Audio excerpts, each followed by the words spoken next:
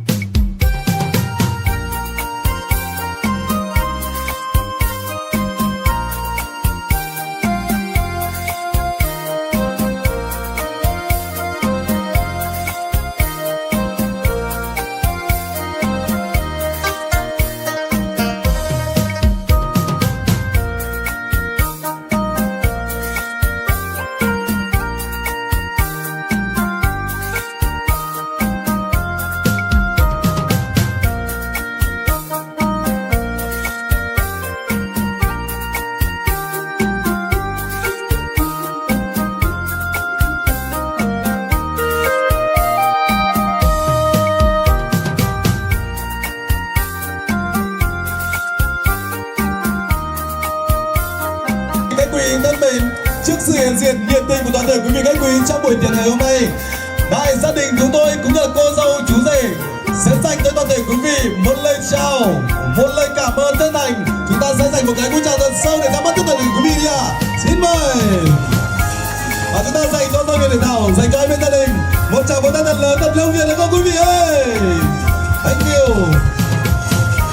จังได๋พวกเราพี่น้องก็ได้ยินผลเมืองช่องต่อ อนตามได้ลองผมเมีย2 mời mini ai em 2 phái cho lân của già tà nai hầu phép tổ chức tà lòng mini té bờ chân nhang châu lồiผมเมียน้องcầm lì quaก่อนจังbà té bờ nhắc lời cánh nhắc nói đủ còn nhắc lời hỏi có mẹ cửa thấy em ai đủ còn nhắc lời hỏi lấy về cửa mù hỏi có bú có già tiền đầu còn nhắc lời tàu tò mè pít môn ba môn hù quần tè dàn tổ to tóc lầy hù bài dàn tóc sáng hù nhàng dàn khoai to còn nhắc về dư tó và xanh mấy ai ta mềm sửa ốt lằng bên tai có mềm sòng hao na chắc là pò mẹ trời cả quản báo khàn pò mẹ trời cả sam lốn tòng trời cả hình cả hóm đơn quan chắc là nhanh chắn dự tiền xào trái chân tuổi giao sùng tiền báo cầu lồi phổ mía nóng cảm lì qua còn chắc bà này tiền báo làm giao nhưng còn này tiền xào làng mà bởi chắc năng còn chắc bà này cầu cần nặng cuống hù cần nặng cuống phay vay phải ma đều mèn còn chắc bà này mặc cần nặng thiền hay báu mi phà sừng cần nặng thiền ma báu mi hàn chắc năng còn chắc bà hiện cần đầy cứ nừng chắc chướng ảo cần dê chủ hù cần đầy cứ nừng chắc chướng ảo cần dê báo cánh xào tè na su mơi mà nàng đầy bên chủ trắng mi quang chào đầy bên xào ai trắng mi quang hèn ai bà hèn chip hoặc đồng tàu phồng lạnh chip tay vào đồng tàu phồng lón chờ ải cánh lòng sòng phái mưng chờ bà na chắc là đồi phổ mía nóng cần còn chắc bà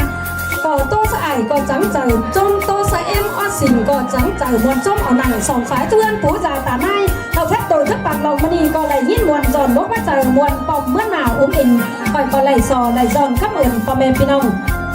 cái niềm mơ ở gần bay hoa tà bứng đa tăng tờ cánh khởi các bà phú già tà nai sòng phái tuôn chúc khỏi bay ót nà khai tà bảy hao cho phép phò mẹ pinong áo ái ai các bạn khách quý rút nọ na rút tăng tỉnh tăng nguyên và có lại buồn trông xúc sòng làn hao mà coi lại sò trên phép phò mẹ pinong bay ót nà khai tà hoặc chân ngăn rằng